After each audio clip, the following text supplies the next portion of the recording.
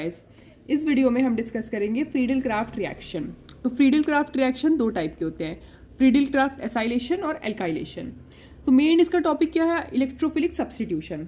तो इसका नाम का मतलब इलेक्ट्रोफिलिक सब्स्टिट्यूशन मतलब इलेक्ट्रोफाइल। इलेक्ट्रोफाइल मतलब इलेक्ट्रॉन डेफिशिएंट स्पीशीज, जिनका ऑक्टेट ना कंप्लीट हो, वो आके सब्स्टिट्यूट होंगे। सब्स्टिट्यूट मतलब किसी को करेंगे, सब्स्टिट्यूशन मतलब किसी के जगह आके ये लगेंगे।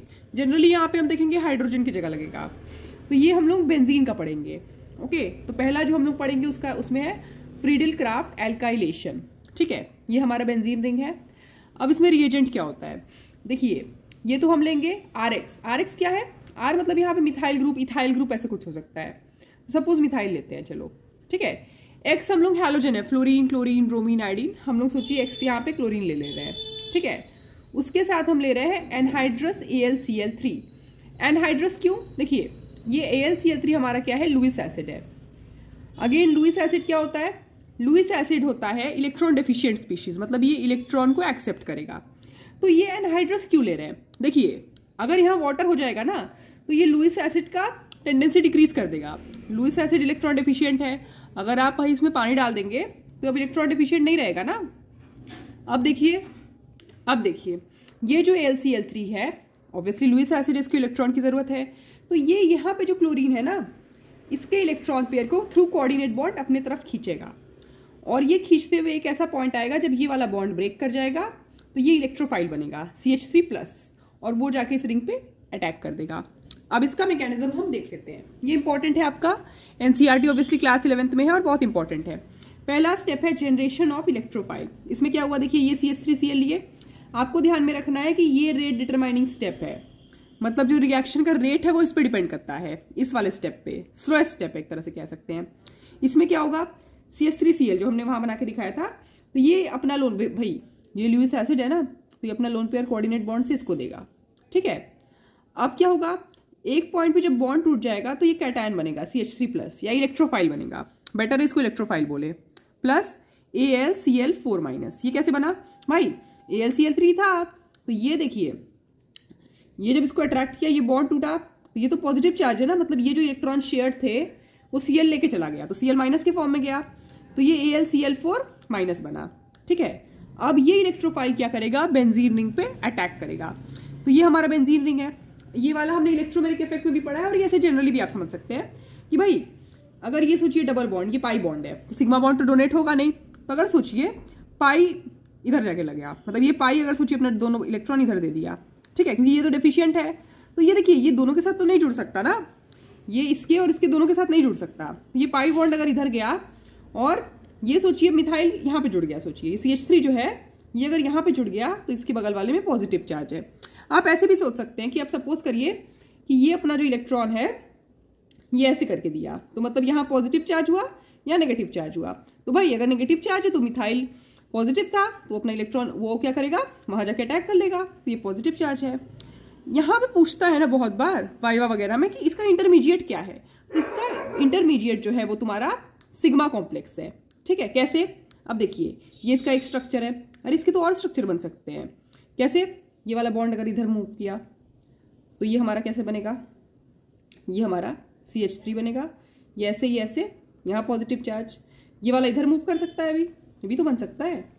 तो अब ये क्या करेंगे हम लोग, ये CH3 इधर होगा, ठीक है, ये वाला तो भाई अभी इधर ही है, ये इधर हुआ, यहाँ पॉजिटिव चार्ज है। तो ये आपका जो है, देखिए ये पॉजिटिव चार्ज कहाँ कहाँ डिलोकलाइज है, यहाँ से यहाँ पे है, यहाँ पे है, यहाँ पे है, मतलब ऐसे घूम रहा है। ठीक है, ऐसे बना सकते हैं, ये सिग्मा कॉम्प्लेक्स इसका इंटरमीडिएट है। ओके, अब देखिए लास्ट स्टेप में क्या होगा, भाई देखो ये बेंजीन हमारा हकेल्स रूल से हमें पता है एरोमेटिक है, तो ये अपना एरोमेटिसिटी को रीगेन करेगा। तो सिग्मा कॉम्प्लेक्स बनने के मतलब ये वाला बनने के बाद, तो भाई यहाँ तो हाइड्रोजन है ना H, तो ये वाला हाइड्रोजन देखो यहाँ बगल में कार्बोकेटाइन बना दिए, हम ये वाले से दिखा रहे हैं। तो ये हाइड्रोजन क्या करेगा यहाँ पे, मतलब इसका जो इलेक्ट्रॉन है, यहाँ पे जो इलेक्ट्रॉन, 2 इलेक्ट्रॉन है, वो यहाँ पे आके आएगा। क्यों भाई, यहाँ पॉजिटिव चार्ज है, और केमिस्ट्री में चार्ज कभी स्टेबलाइज नहीं होता है, तो ये अपना इलेक्ट्रॉन जो है इधर दे देगा।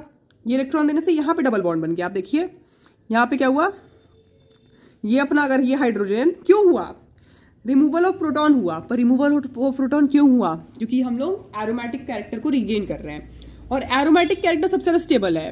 एरोमेटिसिटी बहुत ही स्टेबलाइजिंग इंटरेक्शन है, तो भाई वो ऑब्वियसली एरोमेटिक होना चाहेगा। तो अपना बॉन्ड इधर डोनेट किया इलेक्ट्रॉन और ये एरोमेटिक हो गया वापस। ये क्या है? मिथाइल बेंजीन, या इसको टोलुइन कहते हैं। टोलुइन, इतना नाम आपको पता होना चाहिए। अब क्या हुआ देखिए, ये AlCl4- पहले बना था यहाँ पे, इस AlCl4- ने ये वाला H लिया और ऐसा होते हुए AlCl, ये HCl बन गया और AlCl3 बन गया। अब इससे आप खुद देख सकते हैं। आपको पता है कैटलिस्ट क्या होता है? कैटलिस्ट वो होता है जो रिएक्शन को स्पीड अप करे पर रिएक्शन के अंत में वो रीजनरेट हो जाए। आप देखिए शुरू में भी था AlCl3 और रिएक्शन के अंत में भी AlCl3 आ गया। ठीक है, क्या हुआ? ये जो H है AlCl4H लिया, HCl बना और AlCl3 बना, तो इसका कैटलिस्ट है। अब देखिए इसमें और फ्रीडल क्राफ्ट एल्काइलेशन में, एसाइलेशन में ज्यादा फर्क नहीं है। कुछ बात आप नोट कर सकते हैं कि देखिए अगर हम लुईस एसिड AlCl3 ले रहे हैं तो रीअरेंजमेंट होगा। क्यों भाई? हमारा इंटरमीडिएट क्या है? हमारा इंटरमीडिएट यहाँ पे कार्बोकैटायन है।